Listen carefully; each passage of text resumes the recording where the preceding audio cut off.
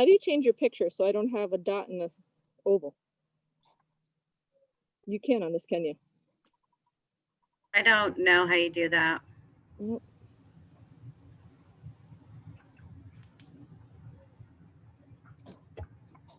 How do you change your picture so I don't have a dot in?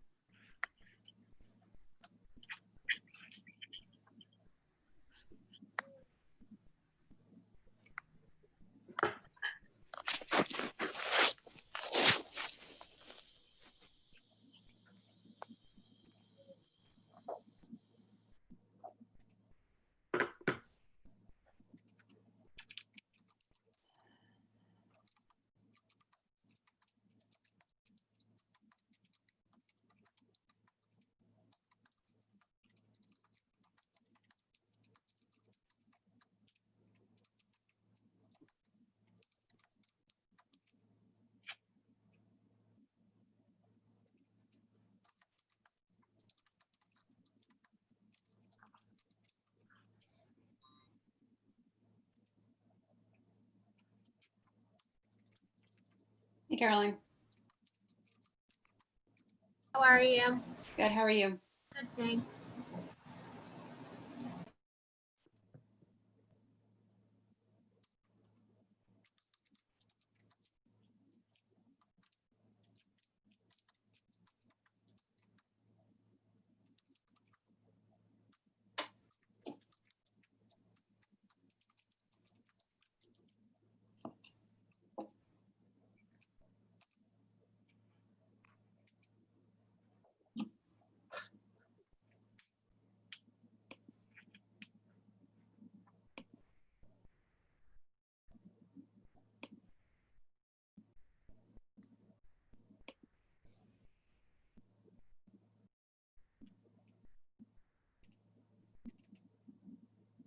Hey, Tom. Greetings. How are you? Good. How are you? Pretty good. Good.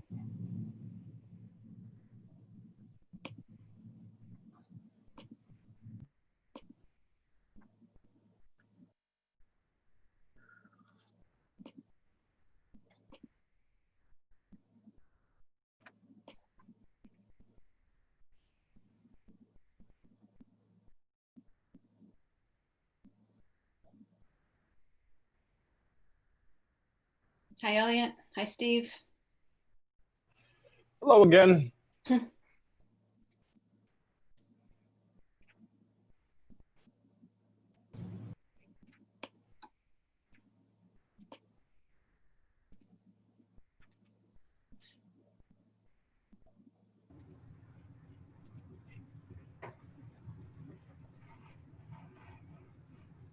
see the team is here. The board members are here.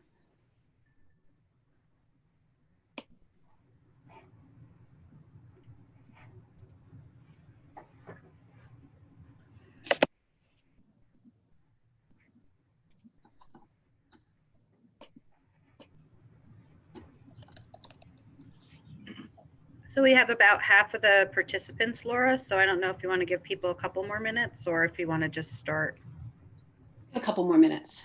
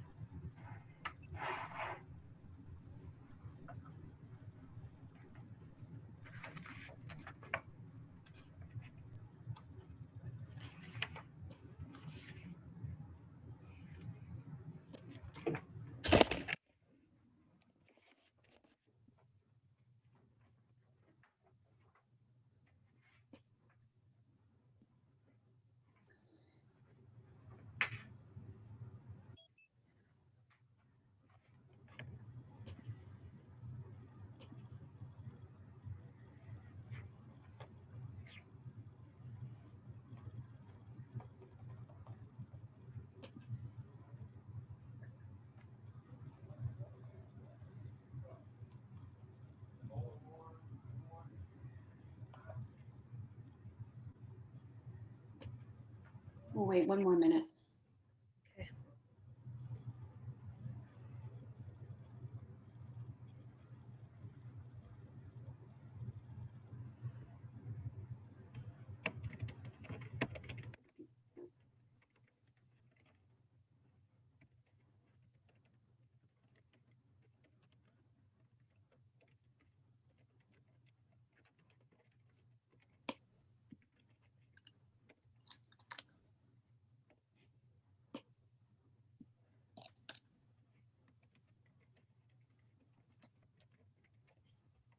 Okay, Cheryl, are we ready to go?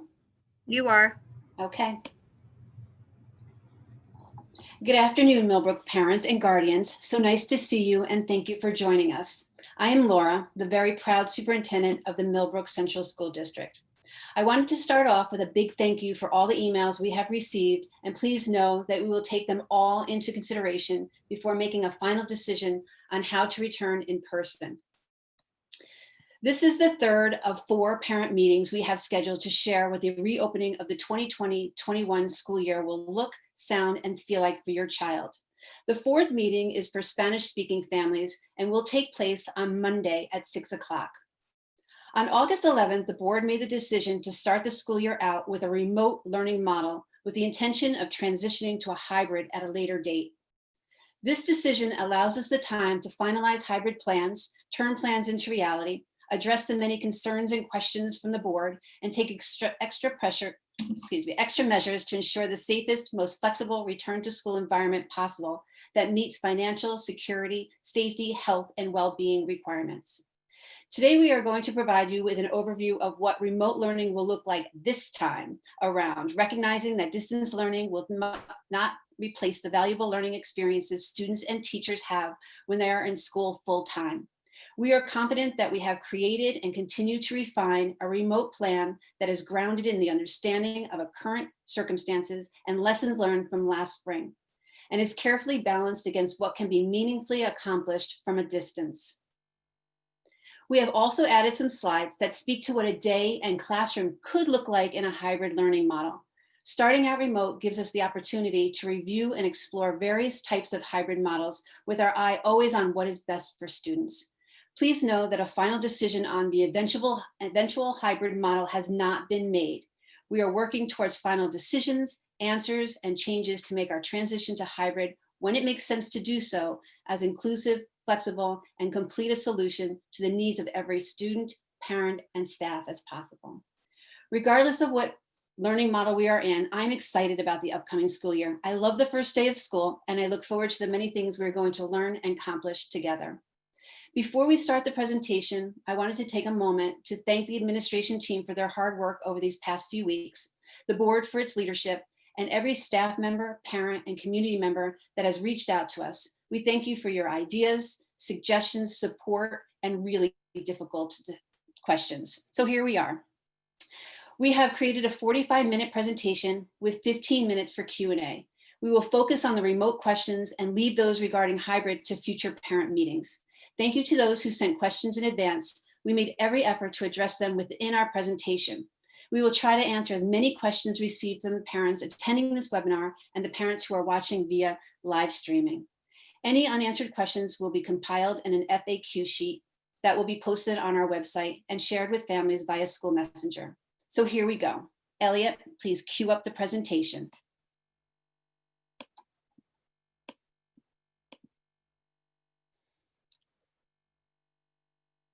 Welcome to our presentation. The agenda today is preparing for opening day, student expectations, remote learning, remote schedules, students with disabilities, attendance, grading, transitioning from remote to hybrid instruction, and ongoing technical support.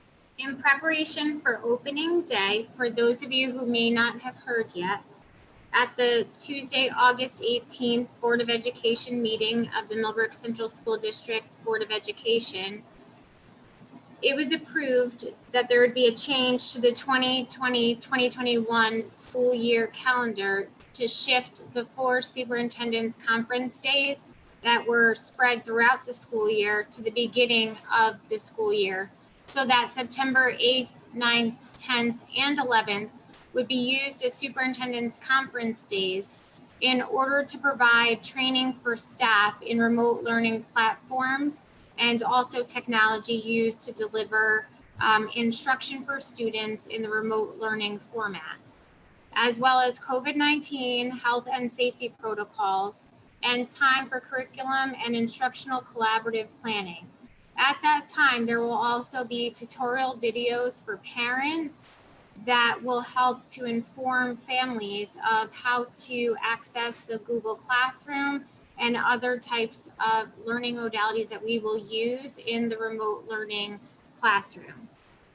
Additionally, we will be providing other information on what remote learning will look like for families and also some information on health and safety at that time. So the first day of school for students will officially be on Monday, September 14th.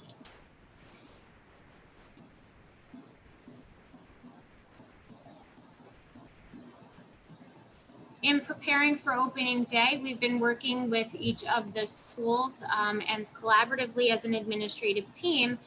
So as you will see for Elm Drive, Mr. Sotero, Mike Sotero, who's not new to Millbrook, but he is going to be new to Elm Drive specifically. Mr. Sotero was a teacher in the middle school for some years before moving on to an administrative position in the Arlington School District, and he is now coming back to us as the principal of Elm Drive School. So he will start officially on Monday the 24th, so this coming Monday. Unfortunately, he couldn't be with us today, but he has been attending some of our administrative meetings virtually to give his input into what the school year's beginning will look like. So in working with Mr. Sotero, he has been collaborating with the kindergarten teachers in order to plan an outreach for the incoming kindergarten students in order to welcome them to the Elm Drive family. He's also been working on some ideas as to what the initial meetings for the other grade levels 1 and 2 might look like for some social emotional activities surrounding getting to know one another and some community building, as well as how to initiate any new students to the district, even if they are not necessarily new as in kindergarten, but just new to the district and maybe don't know anyone and still need to have a warm welcoming into the Elm Drive community as well. So Mr. Sotero will be working on solidifying some of those plans and welcoming the Elm Drive students. Mr. Lipka will now tell us what Alden Place specifically is doing. You're muted.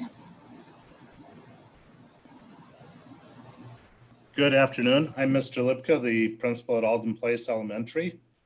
And Alden Place will be planning for Meet the Teacher activities across grade levels, not only for third grade students. There will be a Chromebook given to new third graders. That's being planned prior to school starting, along with a tutorial on using them for their classes. We'll also include virtual tours of Alden Place for students and their parents. And as we get closer to a hybrid model or fully in school, we'll have normal orientation activities during our physical reentry, as the building certainly changed since March. This will include walkthroughs and meetings for each classroom and grade level. Thank you. Mr. Cabello. So at Millbrook Middle School, we started much of the preparations for opening day by hosting some virtual meets with our families and our faculty and staff, and that went really well. We plan to once again do that before the start of this year. So a virtual meeting will be held not only with our 6th grade students, but as well as their families. A date will be set for students and their families to come in and pick up Chromebooks and any other things that we would like to get out to our 6th grade students. They will be returning their old Chromebooks and then receiving a new one to start their middle school career. At that time, I look forward to our 6th grade staff being there to physically see their students for the first time. And that way we can hopefully ease that transition to a distance model of learning. We recognize that in this distance model of learning, it's not just our 6th grade students that need preparation, but our entire building. So a virtual school assembly will be held by myself for all of our students 6 through 8 to discuss middle school education, not only in a distance model, but for whatever else may come forward. We look forward to these many experiences as we get the start of this year going, and we can't wait to see everybody. To the high school with Mr. Sipe. Hi, everyone. Mr. Sipe, high school principal. So similar at the high school, we will also schedule a virtual meeting with our connection crew, along with our teachers, to welcome our class of 2024 families. Our connection crew is a group of senior student leaders. And we are also going to coordinate a day for the exchange of Chromebooks for our incoming 9th graders. They will turn in their current Chromebooks that they have and will receive their new Chromebook. We will also hold a virtual school-wide assembly along with our counselors to review our school expectations for the upcoming school year.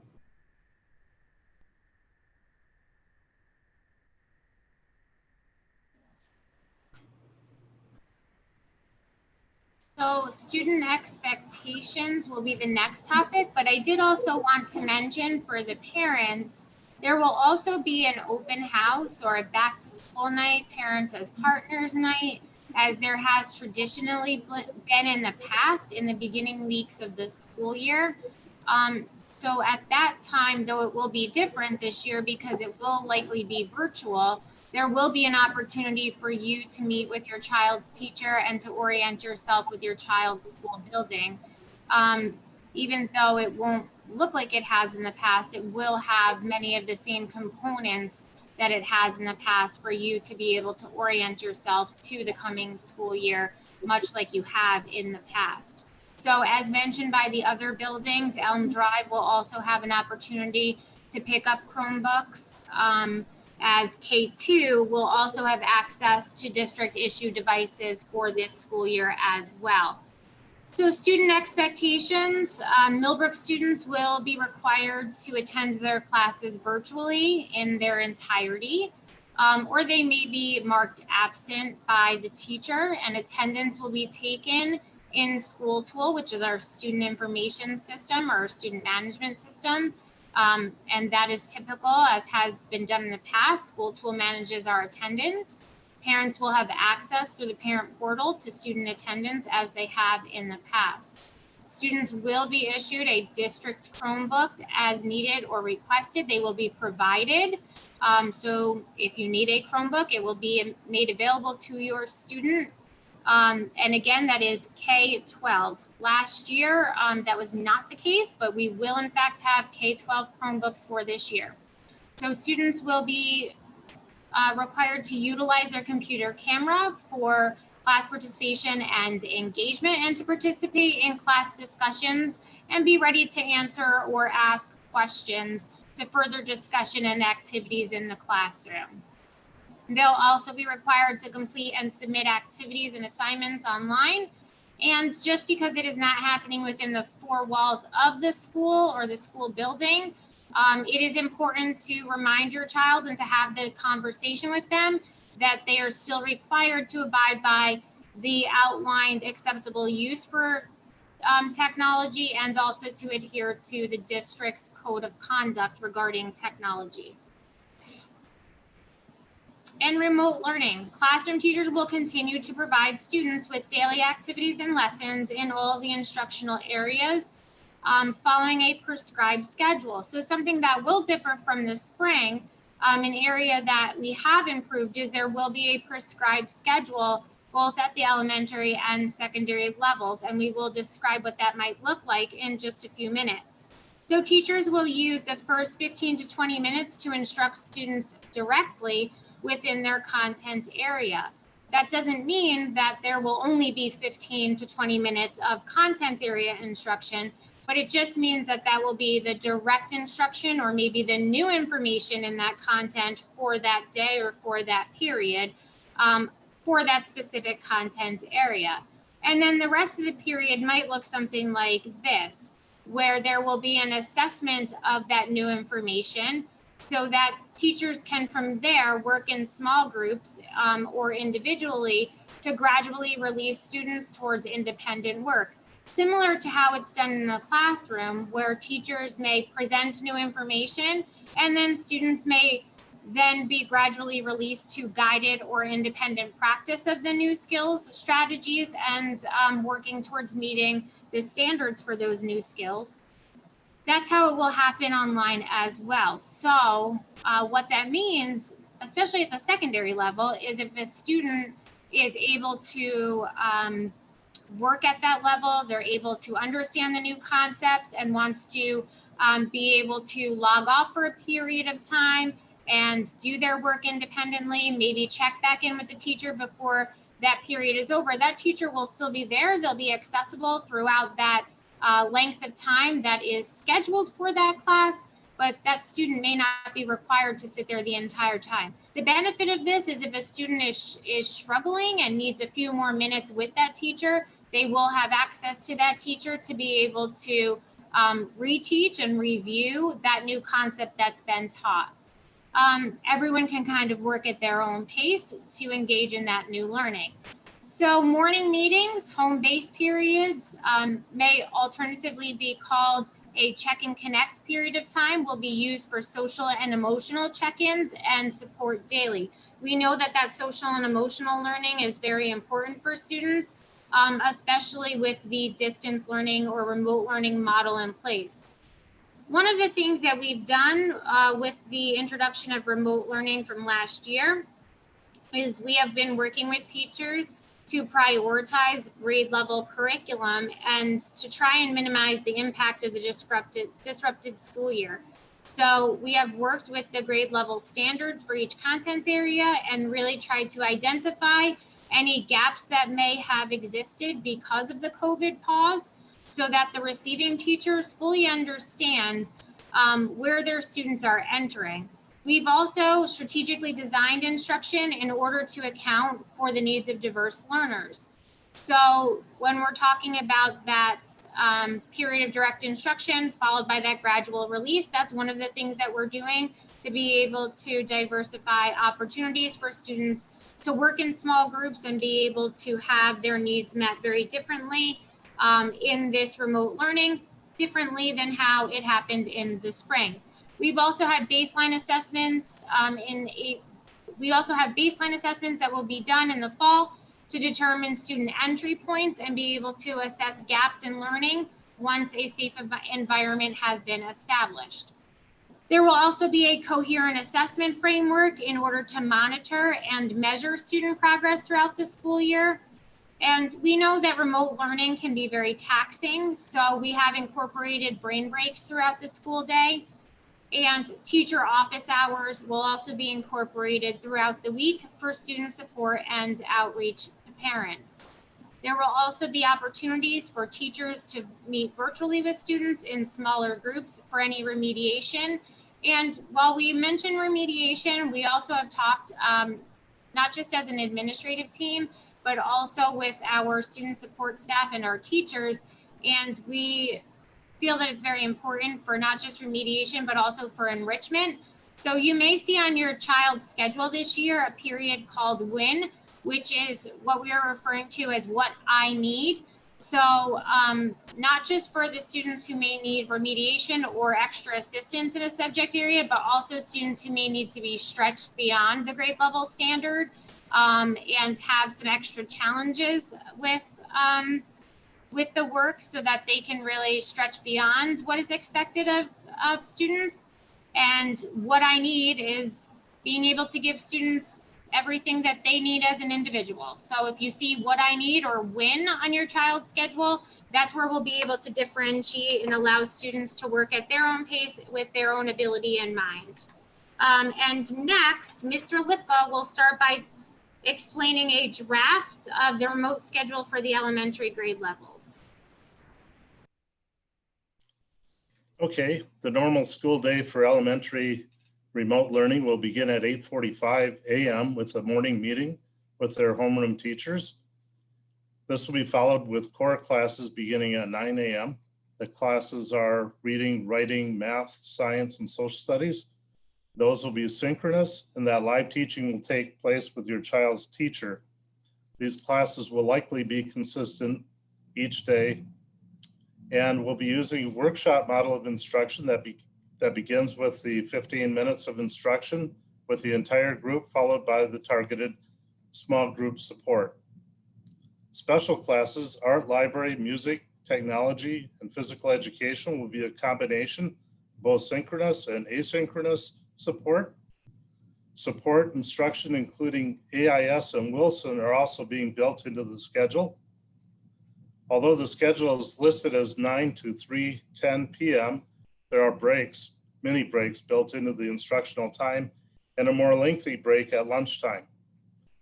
Each student will be given a daily schedule for the week outlining login times. Your child's teachers will provide invitations for those periods. And that's the elementary schedule. Next, with the secondary schedule, Mr. Cabello.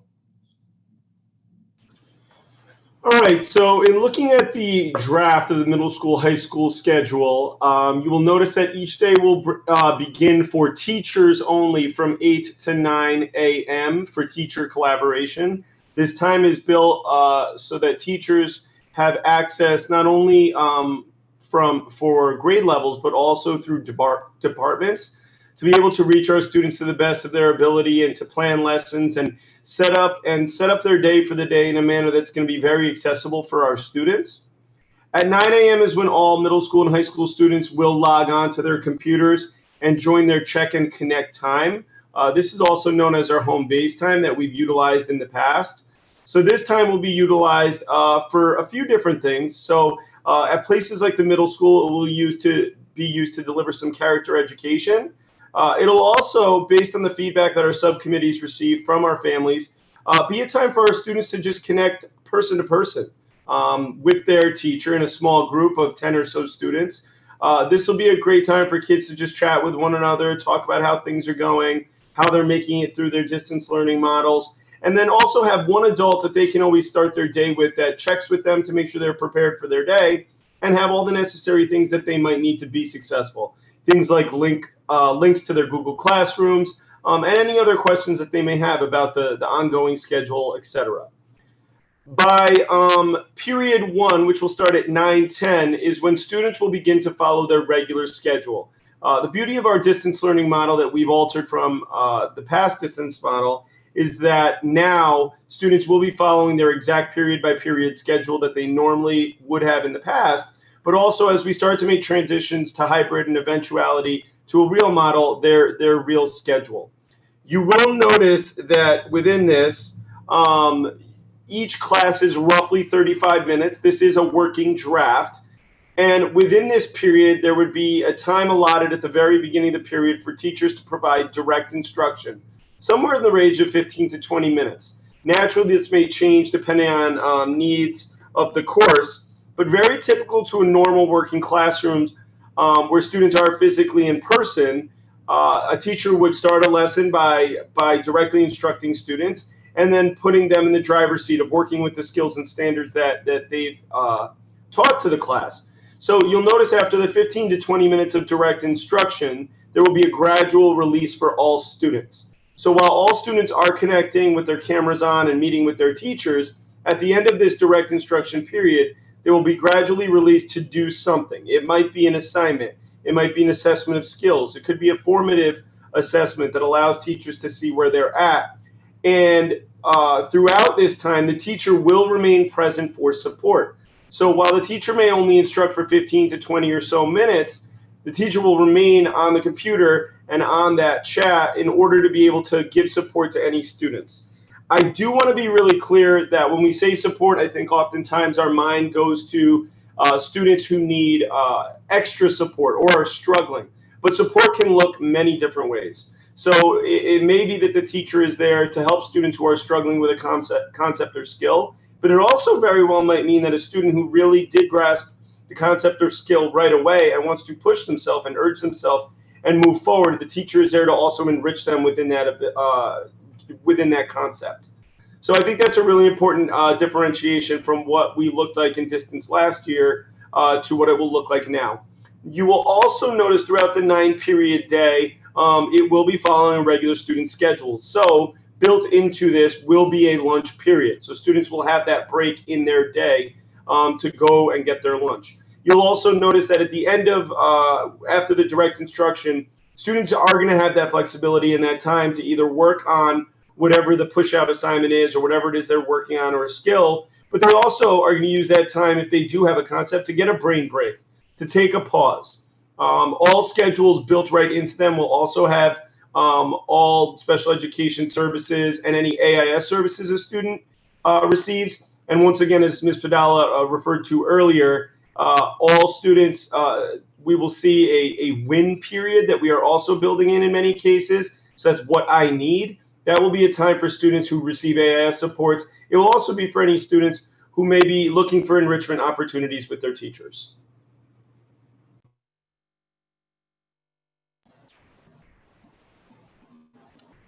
Following the guidance from New York State Education Department, when school begins in September, we are to prioritize our most vulnerable learners, our students with disabilities.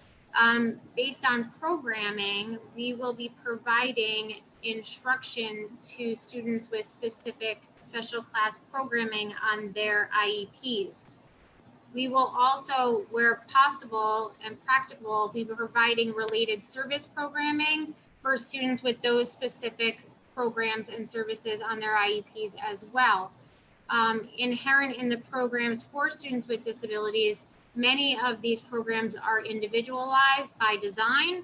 So this information will be provided for parents in the coming week with a notification to each of those parents individually, and those decisions and discussions will be made with those parents as individuals, as partners in the discussion, taking into account their viewpoint and their input as well.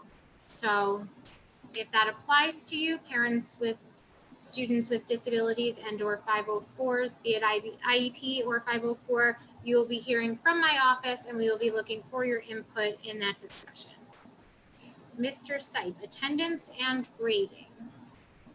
Thank you. Hi again. So regarding attendance first, the New York State Education Department regulations mandate daily attendance, regardless of the model, for every period at the secondary levels and all core classes and special area classes at the elementary buildings. Similar to what was already discussed with respect to our student expectations, all students are expected to engage with and in the learning experiences provided by their teachers. As administrators, we receive daily attendance updates and reports. If there are attendance concerns, our teachers, counselors, and administrators follow up with students and their families to address those specific concerns. Our district uses a multi-tiered system of supports to address absences. We will provide interventions to students who are not attending and for those students not engaging successfully in school. Some examples would include family outreach and phone calls, counseling services, assessments, referrals, as well as home visits.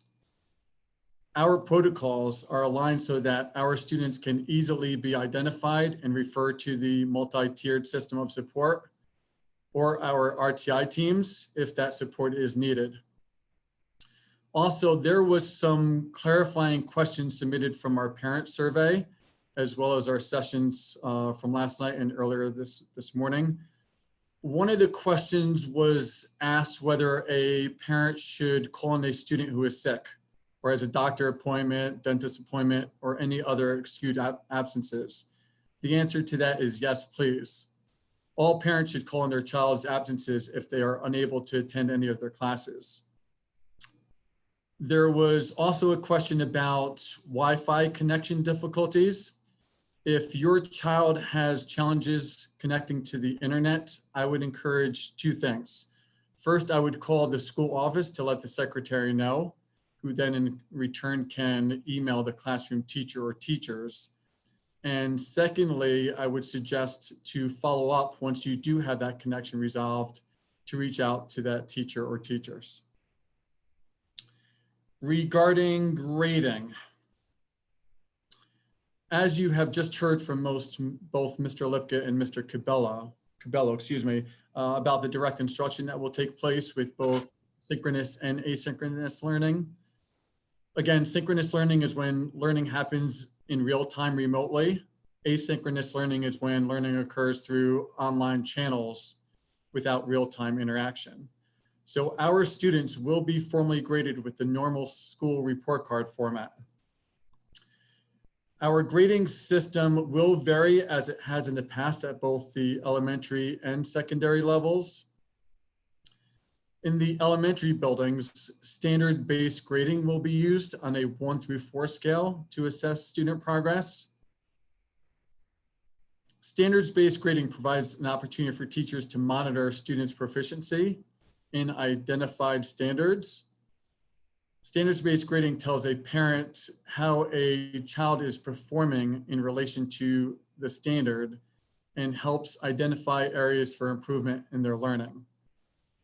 Whereas a traditional grading system tells a parent how their child performed on a test or quiz after that learning has occurred. So students at the elementary level who earn a level 1 on the report card are performing below proficiency grade level standards. Level 2 are when students are partially proficient in grade level standards, but not meeting the successful criteria. Level 3 is when students are proficient in grade level standards. And level 4 is when students excel in those grade level standards. At the secondary levels for grades 6 through 12, we use the traditional grading system, averages ranging between 0 to 100. And those grades are converted to a letter grade at the high school only. As always, all assignments will be assessed and our teachers will provide feedback for the express purpose of fostering growth towards achieving grade level standards. Teachers will continuously monitor student progress, and both formative and summative assessments will be used for student accountability throughout the educational process. And lastly, due dates must be adhered to in order for students to maintain a steady pace to position themselves for success.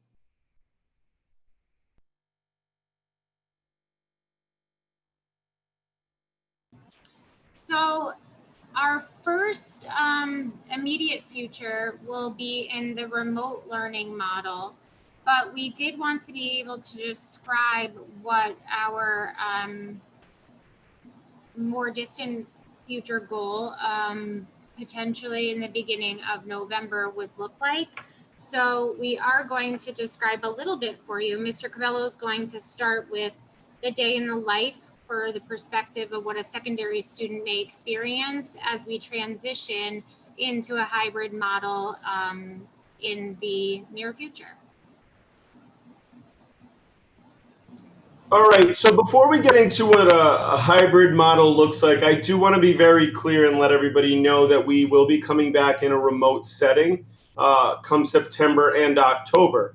Having said that, over the course of this entire summer, we've spent some very long days working together in committees and subcommittees to ensure that we are planning for each and every kind of opportunity that may come about. So as we sit in our remote setting, obviously our plan is always to try to make our way back to our traditional educational setting. So what we wanted to do was put together a view of what a hybrid day may look like at both the secondary level and at the elementary level, based on the work of our subcommittees that came directly from the feedback from our families. So if you look at what a schedule would look like, what our subcommittees have identified as the best way for us to come back would be by splitting our groups into an A group and a B group. These groups would be divided by letters of the alphabet, taking into account class size as well as families who all reside in the same home. We want to put together a system and a setting in which we're getting everybody from the same homes into the building at the same time and to ensure that families are working on the same schedule. So when you look at this schedule, we would have an A group and a B group. Each of these groups would be coming in for 2 days consecutively with 1 day in the middle of the week that it would be remote for all students. During this time, students would all be following a 9-period schedule similar to what you saw in the distance model. So we wrote this from the perspective of a student. So we, the students, would be arriving on our buses. Again, buses would be using social distancing protocols to ensure that all students on the bus are safe while wearing their masks and keeping spacing other than people who reside in the same home. Parents would obviously have the opportunity to drop students off as well as always. As students enter the building, they would line up using socially distance appropriate measures and wearing their masks. In the buildings, we have touchless temperature checks that students would walk up to. In a moment, Ms. Padala will actually show you what this looks like. We have some images later to give you more of a visual representation. But students would walk in, they would lower their masks, show their faces, and it actually takes their temperature for them and lets us know that they are able to enter school. Should a student have a fever, they would be brought to the nurse's office. Many people have been asking questions about whether there will be a separate setting from the nurse's office that would be made available for any students that are exhibiting or showing any COVID-like symptoms. And the answer to that question is yes. So we would have a separate location for that. For those students who obviously have a fever, we would isolate those students and then we would work with their families to make sure that they're getting the proper testing before coming back to school. Throughout corridors in the building, anytime students are moving about either the classroom or hallways, they must be wearing a mask. We will be taking as many precautions as possible to limit the flow of traffic in our hallways and classrooms. In our classrooms, desks will remain socially distanced at all times, and students will wear masks. However, they will be provided with mask breaks throughout their time in the classroom. Again, there are going to be some images you're going to see later in the presentation that are going to help you to see what a socially distanced classroom and hallway looks like that Ms. Padala will present to you. As stated before, our students will be split into 2 cohorts. And again, while half of them are in a distance model learning format, the other half will be in person. And we will use this to have our teachers to be able to teach our students in person, as well as those who are at home synchronously and then asynchronous where possible. Again, all students who are not in the building will be using their Chromebooks or laptops that are provided by the district. Our teachers will have designated office hours. This will help to support all the students that they are working with, again, both those that are virtual as well as those that are in the building. Lunch will be different, and we will not be in our traditional cafeteria settings. Students will place their lunch orders at the beginning of the day, and then lunches will be delivered to their room. Students do not need to wear masks while eating lunch, but again, will have to remain socially distant within their classrooms. Finally, our belief is that for our students, they will recognize and realize that while school in a hybrid model is different, they will be happy and excited to be back with our Millbrook educational family and their friends throughout the buildings. I'm going to kick it over to Mr. Lipka, who will take us through a day in the elementary, but you will notice there's a lot of repetitive things here. Much of our entry and exit strategies we tried to keep as close to the same as possible in all of our buildings, K through 12. That way families, both parents and students alike, are used to all of the precautions at any building that they may be in throughout their time in the Millbrook Central School District. So this is very similar to the middle school hybrid day. The elementary school day does also take place with students arriving on buses or a parent drop-off, and they line up wearing a mask, 1 bus at a time. The buses have us wearing masks also and have social distance seating too. Following our temperature check, we're allowed to go to our class. The hallways in our school are marked for staying to the right.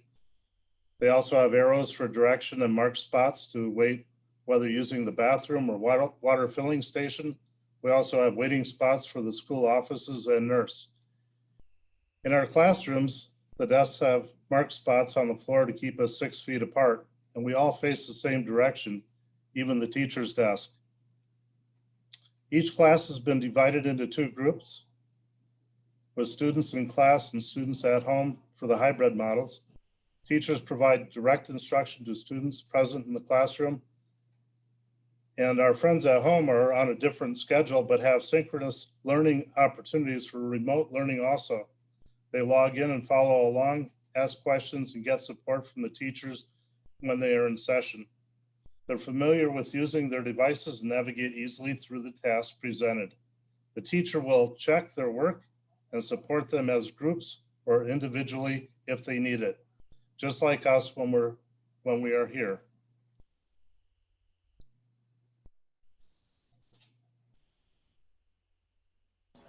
And there are some students in this class that are learning from home every day. And apart from this, we've been referring to that group as the C group. This is due to their unusual family circumstance that they're home all the time. They don't come to school at all. They log in on their computer and follow along with the lessons. They submit their work every day, and sometimes we get to see them on the computer as well. We'll have regular schedules where we have reading, writing, math, science, and social studies. We also have a special area teacher with us every day in our room to do lessons in music, art, technology, PE, or library. We wear masks all day, but we have several mask breaks. We make sure we have our masks on the right way when we're moving around the room or moving around the school, going to the bathroom or traveling on the bus so we can keep everyone safe. Lunch is in our classroom. We get to order our lunch in the morning during morning meeting, and we do not wear masks then, but we're sure to stay in our desk. All our teachers come to our room, so we do not have to travel too much during the day. We take our devices home each day so we can use them for homework. And again, school may not exactly be like it was, but we're happy to be back in school with our teachers and our friends.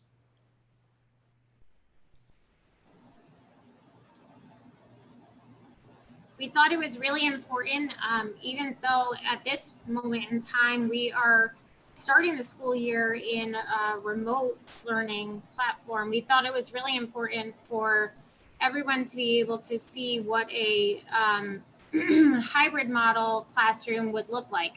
So for the return to learning in person, we do have some pictures for what our schools currently look like with socially distanced desks in classrooms, as well as the divided hallways where students will be reminded to stay to the right, similar to how they will be taught to drive in the future. So the hallway there is divided. There's tape divisions in each of the corridors of our schools. So you can see that in the middle picture.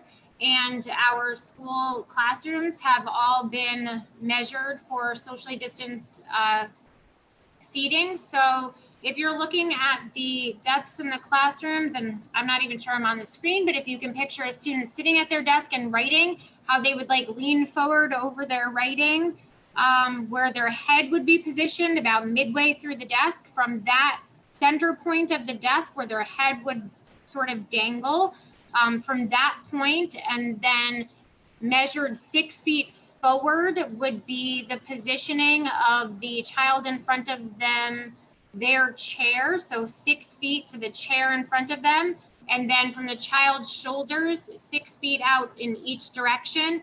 And that's the measurement process that is recommended to be used. So that's what it would look like for each of those classrooms. And then on the next slide, you can see classrooms from, on the left is the high school, and on the right, I believe, is an Alden Place classroom. And then the middle is me doing my temperature check. And as you can see, the screen lights up green, and that says that I am cleared and ready to enter the day, enter the school for the day rather. And that is one of our touchless hands-free standing thermometers. We also have the thermometer that's a handheld forehead thermometer, and either one of those can be used to be able to assess whether or not a student or a staff member is temperature ready to enter the school building. So we're doing that all summer long as we enter for work, and students and staff will do that on a daily basis entering for school or for work day.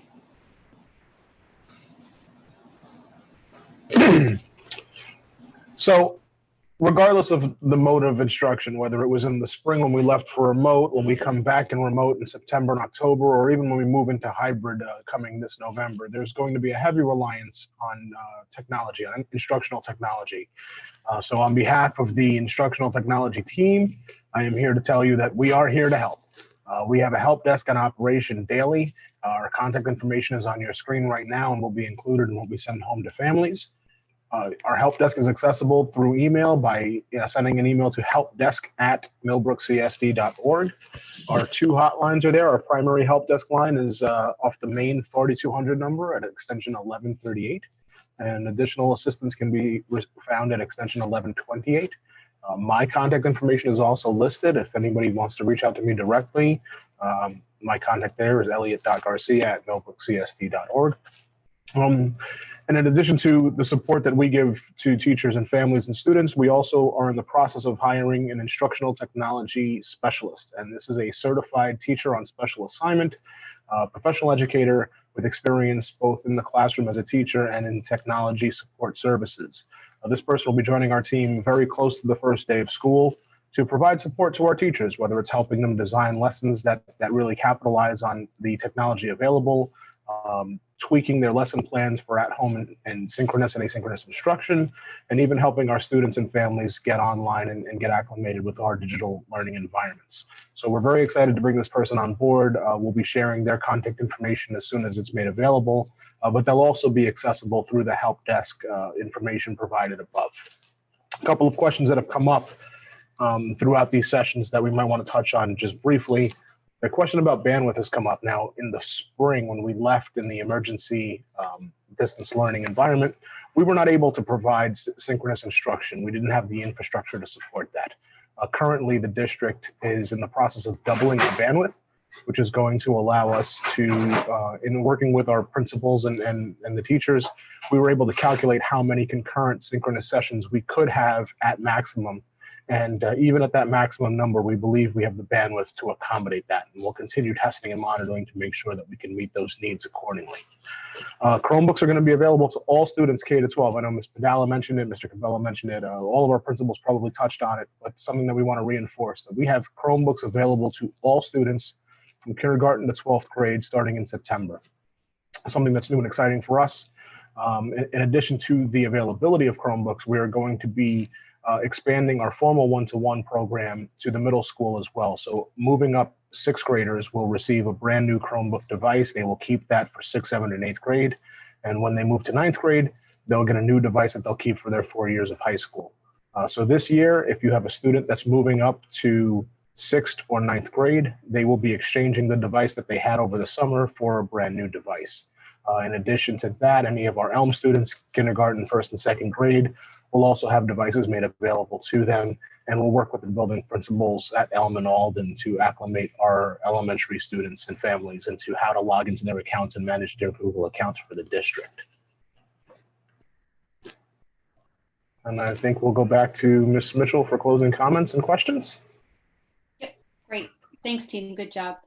I just wanted to say that we know that this will be challenging. This is a challenging model for some, and hybrid will be a challenge, and in person as well. And just want you to know that we're here to support. We know that there'll be hardships, there'll be problems and missteps along the way, and that there is a team here waiting for you to ask questions and ask for assistance. We've got school psychologists, guidance counselors, principals, assistant superintendents, director of food service, director of facilities, director of technology, and a plethora of wonderful teachers and other staff members that are here. So please know, call us. We only know if there's a problem if you tell us. And we're always welcoming good questions, recommendations, suggestions, ideas, and hard questions. So bring it on, because we are definitely in this together. Again, we have one more meeting that is scheduled on Monday, and that's for our Spanish-speaking families, 6 o'clock on Monday. And those questions that we don't get to, just to remind you again, that they will be compiled in an FAQ, and they'll be posted on our website, and I'll also send them to you via school messenger. So thank you again for joining us, and we're just going to move into the Q&A. Ms. Mitchell, before we move into the Q&A, can I address our Spanish-speaking families that may be on the call right now? Yes, and please call me Laura. Para las familias que están con nosotros hoy, que prefieren oír esta cita en español, vamos a regresar el lunes a las 6 por la noche y vas a recibir un email para la cita que vamos a hacer toda la cita en español. Te veo el lunes. Gracias. Thank you. Okay, Brian's in charge of asking the question. Okay, good afternoon, everybody. All right, so in addition, when we speak about attendance, how will the speech or occupational therapies be incorporated into these full-day classroom schedules? Ms. Padala, would you like to take that? Yeah, it's going to depend on the student's total programming, because that's really an individualized situation that's going to require an individualized conversation. It depends on what their academic program is. It depends on what their related service program looks like. So it's going to depend on the individual student. Will the board be identifying a benchmark and/or indicating what the requirements would be in order for them to feel comfortable to transition to hybrid learning? Laura, would you like to take that? Our administration is going to work closely with the board in developing a criteria. So we have some time while we're in remote to think about the criteria and develop them fully so that they are indeed what we want the hybrid to do and the requirements we need to meet as a facility and as an instructional piece as well. And so we will continue communicating with parents as well as we move towards a hybrid. We'll be looking for some feedback from you, and we'll have more of these parent meetings that will be around hybrid. And we're answering those questions that we didn't answer about hybrid at that time. Okay, Mr. Sipe, a couple coming your way. When can high school students expect their schedules? So thank you for that question. I know that question came up earlier in the earlier sessions this morning and last night. So typically two weeks before the start of the school year. And the next one is geared towards secondary. What will the homework piece look like for secondary students since they're going to be online from 9 to 3? Will teachers be taking that into consideration so students aren't spending too much time on the screen working on homework? And will they be taking into consideration some of the differences in how much time it takes different students to be completing assignments? And this person's concerned about their children being just on the computer all day from morning till night, working on assignments and in class. Yeah. So I'm glad to take that question, Mr. Sipe. Okay. I'm here too. So part of, if you think about parents out there, the schedule that I had presented earlier, following our best practices, even with students in the room, we always want to have teachers teaching directly to our students a skill or a concept, and then we want to always prepare them for a gradual release to work on that concept or skill on their own. At that point is when our teachers really delve in that small group instruction and really work to reach our students on their own personalized level. So I think built into our distance learning schedule, we have the structure in place for teachers to meet and connect with our students directly, but then also give the students the time to work on what those strategies and skills are with the ability for support. Now, if that period of time isn't enough time to provide the support they need to be successful, we're doing things like creating the WIN period, what I need, where teachers are going to be available physically in their schedule and in many of our student schedules to provide support for those different skills and those assignments. So it might be, again, enrichment for students who are way ahead of the game and pushing themselves. It may be for support for those who are struggling. To fully answer that question more directly as well, I think yes, there's no doubt our teachers are recognizing a few things going on through the distance model. One, that's the amount of time that students are going to spend in front of a screen. That's why we did create a distance model where teachers are only teaching directly every period, 15 to 20 minutes, and then allowing students to get away from that screen and really work on those skills away from it, unless they feel comfortable to continue on doing so. And then to answer that homework component, I mean, for the first 2 months, our students are home all the time, so it's all homework. But what we're hoping is that within our structure, a lot of that work will be completed during those designated periods. But as always, we recognize that some students work a little bit longer. It takes them a little bit more time, and our teachers are definitely going to be cognizant about that. And then my final thing with all of that, and this is kind of bigger than homework and bigger than workload and bigger than screen time, is, I really think that going into this after coming from our distance model the first time, I think one thing that we all, I think we did it the first time, and then we're only going to do it better this time around, is to be flexible and to be communicative and to work collaboratively, not only with our students, but with our families as well. As you can tell with this distance model, we've really heard much of the feedback from our families in providing structure, more direct instruction, creating avenues for students to get more of that time, not only with their teachers, but with their fellow classmates as well. But the big thing, I think I can speak on behalf of everybody in our Millbrook Central School District. We had almost 50% of our faculty and staff on these subcommittees to make sure that voices were heard and that we created plans, not only in a distance model, but a hybrid model, and for all the transitions back to normal learning, that we're going to be flexible and we're going to work with families. And we fully recognize that everybody's life at home is different, where they're meeting and doing their work is different, who is helping them to do so is different. And I think where we're going to have to really, really capitalize on this education is to make it as personalized as possible and work with families when there are struggles to provide everything we can, and that we're going to be as flexible as we possibly can, because at the end of the day, we want to just meet every student where they're at and push them to where they're going. So if I could just jump in real briefly, just I want to be respectful because it was a high school question. So thank you for asking that question, because we have already had preliminary discussions about that topic, and teachers will absolutely be taking that into consideration. As Mr. Cabello just explained, and I don't want to be repetitive, but remember, after that 15 to 20 minutes of direct instruction, there's going to be that gradual release. So students are going to be sent off to work in breakout groups and or individually, and they're going to maybe be able to accomplish most of that during that scheduled period of time. Anything beyond that should not take too long. So certainly no student should be working from morning to night. And if that's happening, please let us know. Will there be an option to continue remote learning in lieu of shifting to hybrid?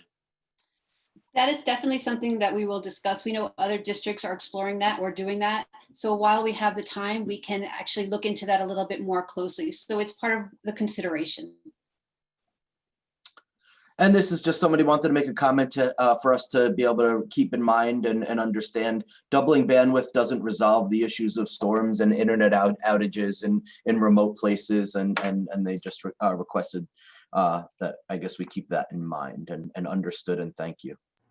Mr. Freed, if I could jump in for 1 second though, and that statement is 100% correct. But for those families that are experiencing challenges or struggles with broadband, high-speed internet access at home, please reach out to your building principals or reach out to me directly.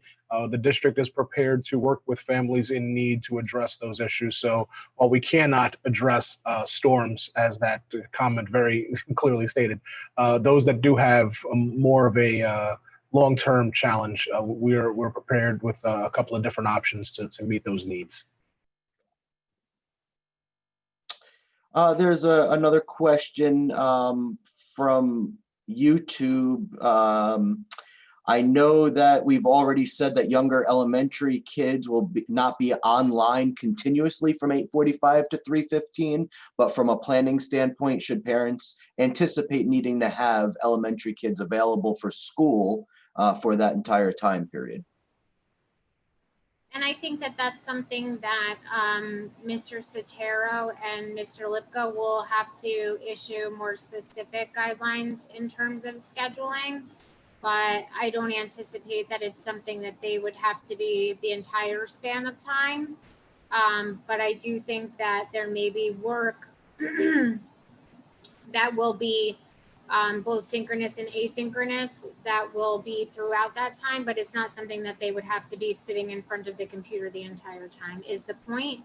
I know that there are real concerns with students, especially our youngest students, sitting in front of a computer, and I think we can validate that may not be developmentally appropriate for 4 to maybe 7-year-olds to be sitting in front of a computer that entire length of time. It's unrealistic to believe that they could sit there that long, and we get that. So in being able to recognize that students who are learning how to write need to spend time physically engaging in the act of writing and those types of things. So we're hearing that and we understand that. So I think you can expect to have more detailed information from Mr. Sotero and Mr. Lipka in the near future as to what schedules will actually look like in terms of the time that they do need to be engaged in the actual synchronous online learning, and then what other learning opportunities students will actually be engaging in as well. Are sports still on for September 21st, even though remote through October? I could briefly chime in here. So we had heard yesterday afternoon, or actually Wednesday afternoon, Governor Cuomo's office released a statement that he is going to be making a decision in the coming week. His office had shared that although there's no final decision, it appears that we have to be very careful with mixing cohorts, and there might be the likelihood for opportunities for intramurals within the school. But again, we have to be careful there. But it looked like at this point that it was not looking promising to have competition outside of a school district yet. Again, I want to be clear, there's been no decision and there should be an announcement in the coming week. Are they still going to do testing for reading help? My son was working with Mrs. Scaglione, which I think he will need again. But what about my daughter going into first? Will there be a test to see if she needs extra help? I'm not sure about the specific help that's being referred to. If it's special education services, absolutely. We are mandated to provide those types of assessments and that type of help. If it's RTI services, additionally, absolutely. There will still be the multi-tier systems of support in each building that will need to exist, and that will still happen even in the remote learning model.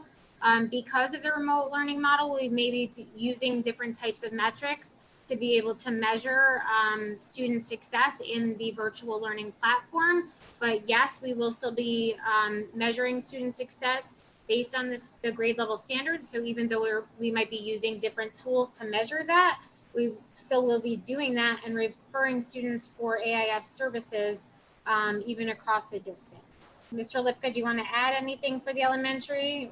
You know, I was just going to add that we will continue with assessment now of reading levels remotely, and so that doesn't add a lot to it, but it will continue.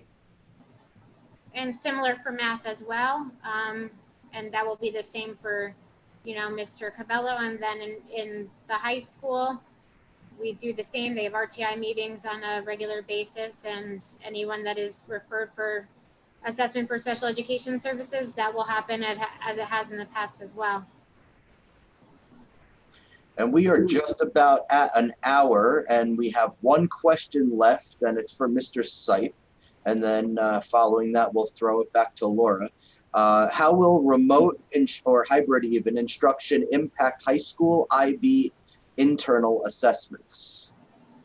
Okay, so I don't have a confirmed answer for you, similar to the high school sports question, but similar to the Regents courses and the guidance from New York State Education Department, there was a news release yesterday from the New York State Education Department that even amid the many uncertainties, that they had released the Regents dates for next June and August, January as well. As far as IB assessments, similar. It's going to be, right now, we haven't received any guidance, so we're going to anticipate that those assessments and Regents exams will take place unless we hear otherwise. So that concludes our third meeting. Again, we have a fourth one on Monday at 6 o'clock for Spanish-speaking families. I want to say thank you so much for joining us, and thank you, team. Extraordinary work, extraordinary presentation.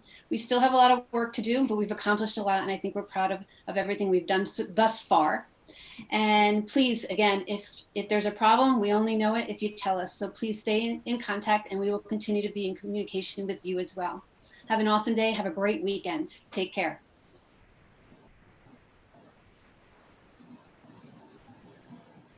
Aye.